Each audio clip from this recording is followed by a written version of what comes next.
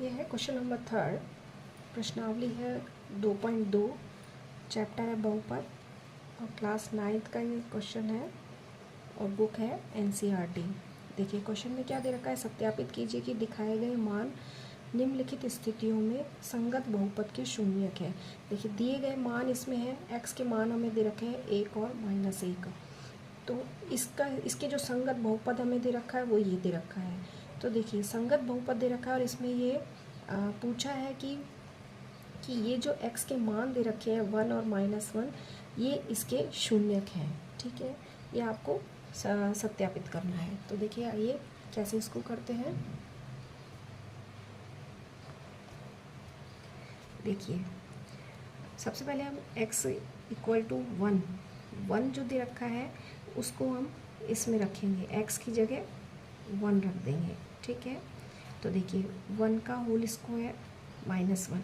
देखिए इस x = 1 को मैंने इस बहुपद में रख दिया है। जहाँ जहाँ x दे रखा है उसकी जगह मैंने 1 रख दिया है। तो देखिए x दे रखा है तो p1 रख दिया है मैंने, 1 x की जगह 1 का होल स्क्वायर कर दिया और -1 कर दिया।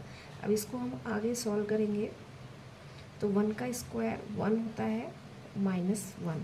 ठीक है, तो ये p1 का जो मान होगा 1 में से 1 माइनस होगा तो 0 आएगा।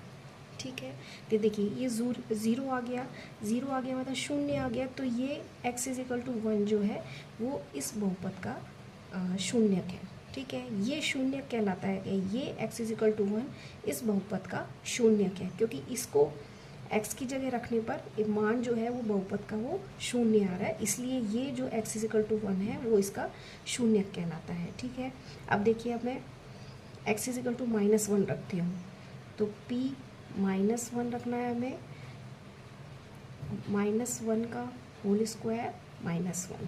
ठीक है, p -1 चल रहा है हमारा, -1 मल्टीप्लाई -1 का स्क्वायर होता है -1 मल्टीप्लाई -1, मतलब -1 को -1 से गुणा करना है।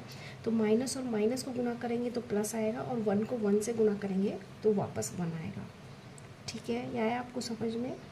इसमें से 1 हम माइनस करेंगे तो इसका भी मान जो है 0 आएगा। ठीक है, अब देखिए x = 1 रखने पर भी हमारा बहुपद का मान 0 आ रहा है और x = -1 रखने पर भी हमारा जो बहुपद का जो मान है वो 0 आ रहा है, इसीलिए ये जो है इसके शून्यक कहलाते हैं और ये हमारा सत्यापित हो गया है।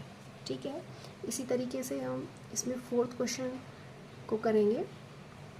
देखिए 4th क्वेश्चन में हमें दे रखा है x = -1 और 2 और ये हमें दे रखा है बहुपद। तो देखिए पहले x = -1 रखेंगे तो p -1।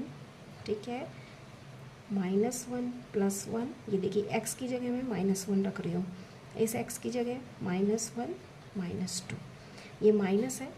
ठीक है, p -1, अब देखिए -1 एक प्लस का है एक माइनस का है तो ये 0 आ जाएगा, ये एक माइनस का है, ये 2 भी माइनस का है तो दोनों प्लस हो जाएंगे और चिन्ह माइनस का आएगा, 2 और 1 3 हो जाता है।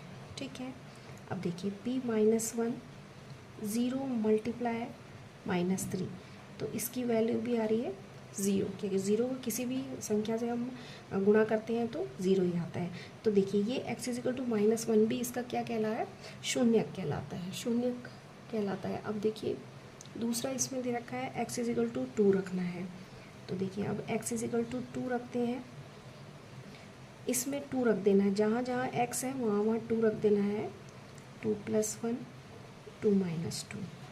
ठीक है, तो p2 की वैल्यू आएगी 2 और 1 3 हो जाता है और 2 में से 2 जब हम माइनस करते हैं तो 0 आता है और 3 × 0 जो होता है वो 0 आता है, तो अगेन 0 आ गया।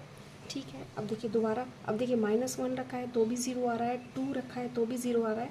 तो ये जो x -1 और 2 है वो इस बहुपद के जो है शून्यक कहलाते हैं। ठीक है, ये भी हमारा सत्यापित हो गया, क्योंकि जो भी हमें x के मान, देखिए इसमें लिखा है, ऊपर लिखा है प्रश्न में कि दिए गए मान मतलब x = -1 और 2, इनको जब हम इसमें दिए गए बहुपद में रखेंगे, जो इस संगत बहुपद जो इसके बहुपद दे रखा है उसमें यदि रखते हैं और मान यदि 0 आते हैं तो वो उसके शून्यक कहलाते हैं।